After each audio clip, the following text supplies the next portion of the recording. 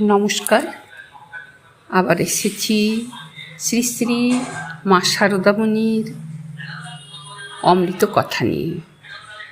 সকলে ভালো আছেন? আমার ভিডিও শেষ পর্যন্ত দেখার অনুরোধ রইল।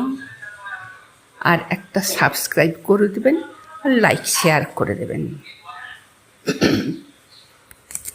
মায়ের বাণী আমরা দৈনন্দিন জীবনে সব সময় মনে করি।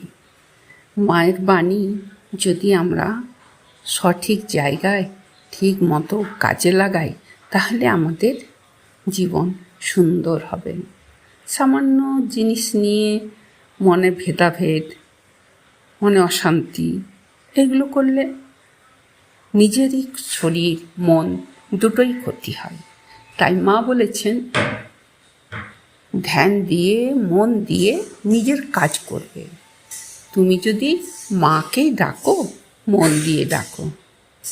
তুমি যদি সাংসারিক কোনো কাজ করে থাকো, তবে সেটাই মন দিয়ে করবে।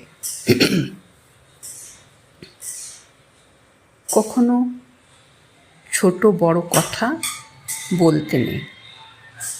দেখবে, তুমি যদি মন শান্ত রাখো, যে কোনো কাজ তোমার ঠিক তাড়াতাড়ি সাফল্য পাবে। আর মনে তোমার খুব শান্তি আসে। মনে যদি কোনো দিন কোনোভাবে কোনো সময় যদি কোনো বিষয় উদয় হয়, যে কাউকে ঠকাবো, কারোর নামে নিন্দা করব, তখনই মনে মনে মাকে স্মরণ করবে। দেখবে তোমার কিন্তু সেই কথা, আজে বাজে চিন্তা আর মাথায় থাকবে না। যখনই কোনো ভালো কাজ করি, খারাপ কাজ করি, তখনই মায়ের কথা মনে করবে। মাকে মনে করলে তোমার সমস্ত আজে বাজে চিন্তা মন থেকে দূর হয়ে যাবে। মনে একটা শান্তি আসবে সব সময়। ধন্যবাদ।